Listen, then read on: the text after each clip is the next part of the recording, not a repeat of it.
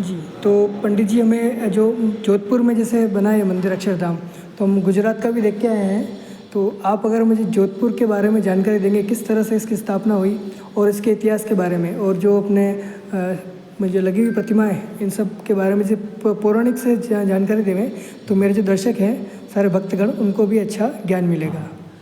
खास जो भगवान स्वामीनारायण जो है वो सनातन संस्कृति में भगवान के एक अवतार हुए। जैसे भगवान रामचंद्र जी हुए, कृष्ण परमात्मा हुए, तो राम भगवान त्रेता में हुए, कृष्ण भगवान द्वापर में हुए, कलयुग में भगवान स्वामीनारायण ने पधार कर हमारे सनातन की संस्कृति को, हमारी परंपराओं को, हमारे उत्सवों को, हमारे संत परंपरा को खूब अच्छे शुद्ध स्वरूप में लोगों के आगे रखने के लिए उन्होंने अवतार ग्रहण किया। उन्होंने सनातन धर्म का ही प्रचार प्रसार किया और इस प्रकार से उन्होंने ये पूरा जो है वो कार्य किया। गुजरात को उन्होंने उस समय कार्यक्षेत्र बनाया था।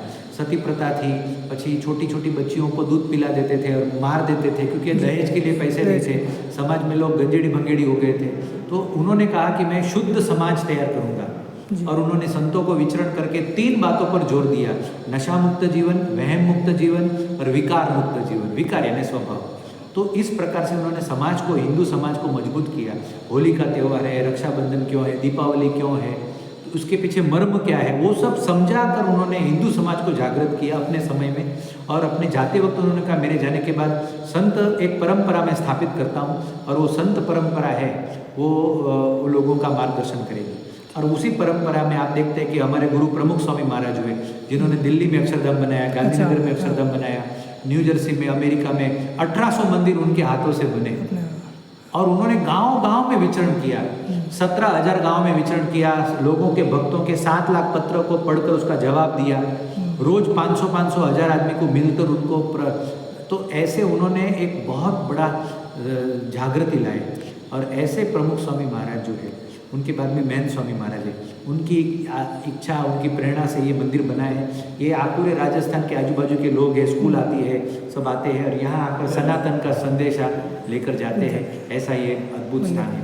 ये आपके माध्यम से ये जो मंदिर बना है उसकी नक्काशी जी बहुत सुंदर है, क्योंकि देखा जाए पत्थर का जो अपने दर्शकों को बिल्कुल एक चीज जो भी सीलिंगें लगी हुई है, पाठ है, आगे का जो मंडोवर है, अब जगती है, मंडोवर है, कक्षासन है, ये सभी बातों को अच्छी तरह से सबको आप पहुंचाना, ऐसी हम आपसे रिक्वेस्ट करते हैं। हमने तो सुना था कि सिर्फ भारत के अंदर ही अक्षरधाम है, आप जैसे बता रहे न्यू जर्सी, तो मतलब पूरे विश्व में, हाँ ये भी मैं कहने वाला था आपको, अबू धाबी में भी निर्मित हुआ है।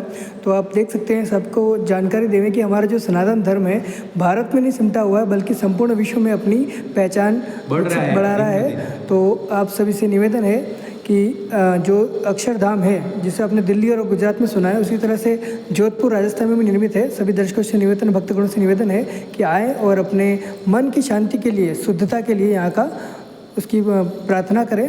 धन्यवाद साहब।